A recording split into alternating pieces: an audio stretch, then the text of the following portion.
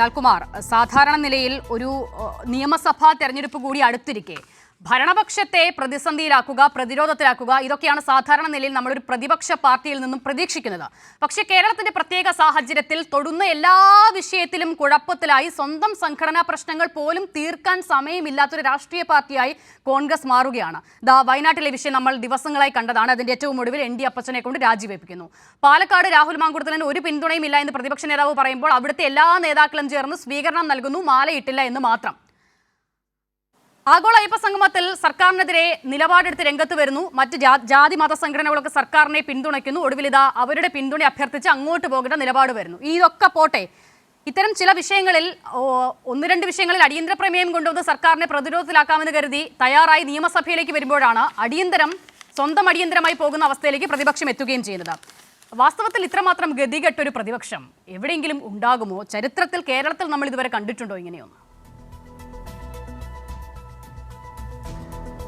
അത് കോൺഗ്രസ് ഇന്ന് എത്തിപ്പെട്ടിരിക്കുന്ന ഒരു അവസ്ഥ, അത് അവർ തന്നെ ഉണ്ടാക്കിയെടുത്തൊരു കാര്യമാണ്.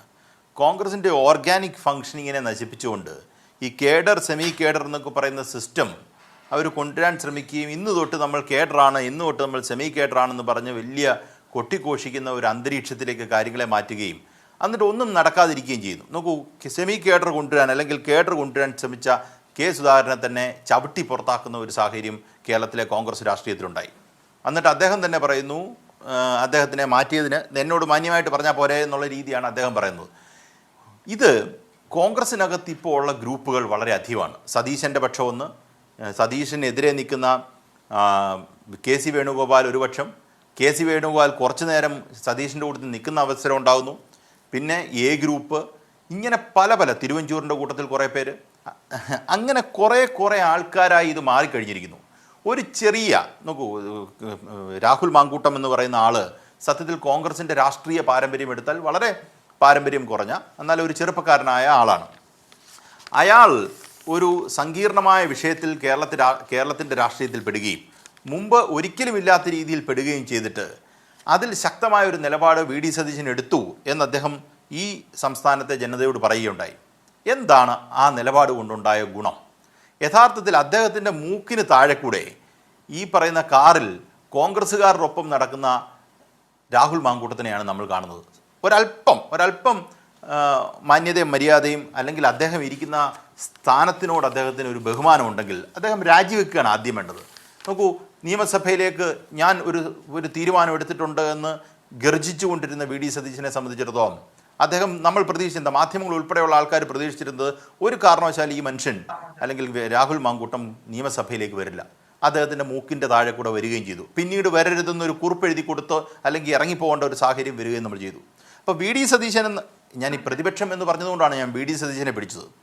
VD സതീശൻ എന്ന് പറയുന്ന ആള് യഥാർത്ഥത്തിൽ ഏറ്റവും കൂടുതൽ സെറ്റ് ബാക്സ് നേരിടുന്ന ഒരു സന്ദർഭത്തിലൂടെയാണ് കടന്നു പോകുന്നത്. അദ്ദേഹത്തിന് പല കാര്യത്തിനും ലോജിക്കൽ റീസണിങ് ഇല്ല. അദ്ദേഹം അഗ്രസീവ് ആകുന്നു. അദ്ദേഹം പറയുന്നത് കൺവിൻസിങ് അല്ല. അദ്ദേഹം പറയുന്നത് കോൺഗ്രസിൻ്റെ രാഷ്ട്രീയത്തിനുള്ളിൽ തന്നെ ആൾക്കാർ കേൾക്കാത്തതായി കുറേ ദിവസങ്ങളായി നമ്മൾ എടുത്തു കഴിഞ്ഞാൽ, ഈ എപ്പിസോഡ്സ് എല്ലാം എടുത്തു കഴിഞ്ഞാൽ, സൈബർ പോരാളികൾ യഥാർത്ഥത്തിൽ VD സതീശനെ വിളിച്ചിട്ടുള്ളത് അത്രയും മോശം, അസഭ്യ വർഷം വേറെ ആരെയും കുറച്ച് ആളുകളായിട്ട് വിളിച്ചിട്ടില്ല. അത് ഈ പറയുന്ന നമ്മുടെ ചർച്ചകളിലൊക്കെ പങ്കെടുക്കുന്ന ഒരുപാട് നിരീക്ഷകരും, കോൺഗ്രസ് അന്ന് പങ്കെടുത്തിട്ടില്ല, അവർ പോലും പറയുന്നു ഇത് അംഗീകരിക്കാൻ പറ്റുന്നതിന് മേളിലാണ് എന്ന് മുതിർന്ന മാധ്യമപ്രവർത്തനായ പൊടിപ്പാറ സാർ എൻ്റെ കൂട്ടത്തിരിക്കുമ്പോൾ തന്നെ ഒരു ചർച്ചയ്ക്കകത്ത് പറയുന്നത് കേട്ടു. ഇതാണ് സത്യം. അപ്പോൾ അങ്ങനെ ബാക്ക് ഫുട്ടിലാണ് നിൽക്കുന്നത്. ഇനി നമ്മൾ വയനാട്ടിലേക്ക് വരാം. ആ ചോദ്യം കൂടെ കൃത്യമായി മറുപടി പറഞ്ഞു തന്നെ പോകാമെന്ന് വരുന്നു.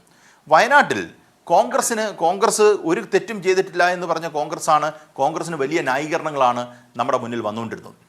അതേ സ്ഥാനത്ത് അദ്ദേഹത്തിൻ്റെ ആത്മഹത്യാക്കുറിപ്പിൽ തന്നെ പല നേതാക്കന്മാരെയും ബാക്ക് ഫുട്ടിലാക്കുകയും ഒരു കേസ് വരെ രജിസ്റ്റർ ചെയ്ത് മുൻകൂർ ജാമ്യത്തിലാണ് ഇപ്പോൾ അവർ. ചാർജ് ഷീറ്റ് ഫയൽ ചെയ്യാൻ പോവാന്നോ അതോ ചാർജ് ഷീറ്റ് ഫയൽ ചെയ്തോ അങ്ങനെയാണ് അതിൻ്റെ സ്റ്റേറ്റസ് ഇപ്പോൾ നിൽക്കുന്നത്. അങ്ങനെ നിൽക്കുന്നൊരു സാഹചര്യം ഉണ്ടാകുന്നു.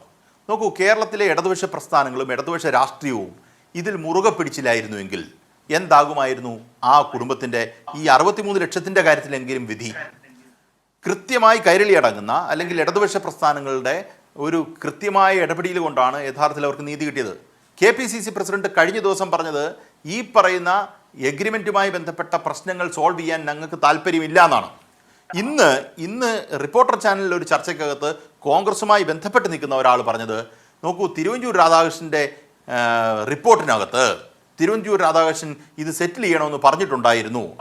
അന്ന് നടന്ന ചർച്ചകൾ തിരുവഞ്ചൂർ അങ്ങനെ റിപ്പോർട്ടും കൊടുത്തിട്ടില്ല, അങ്ങനെ ഒരു സംഭവം നമ്മൾ വെച്ചിട്ടില്ല എന്ന് പറഞ്ഞ ആൾക്കാരും ഈ നാട്ടിൽ കോൺഗ്രസിൻ്റെ ഭാഗമായിട്ടുണ്ട്. തിരുവഞ്ചൂർ അങ്ങനെ കൊടുത്തോന്നും ഒന്നും അറിയത്തില്ല, എന്താണ് എന്ന് നമുക്കറിയത്തില്ല എന്ന് പറഞ്ഞുകൊണ്ട് അന്ന് നമ്മൾ പറഞ്ഞു തിരുവഞ്ചൂർ റിപ്പോർട്ടിൽ കൊടുത്തപ്പം ഇതിനകത്ത് കുഴപ്പമുണ്ട്, അത് പരിഹരിക്കപ്പെടേണ്ടതാണ്, കോൺഗ്രസിനവിടെ വീഴ്ച പറ്റിയിട്ടുണ്ട് എന്ന് തിരുവഞ്ചൂരിൻ്റെ കണ്ടെത്തലുണ്ടെന്ന് പറഞ്ഞപ്പം പലരും സമ്മതിച്ചില്ല.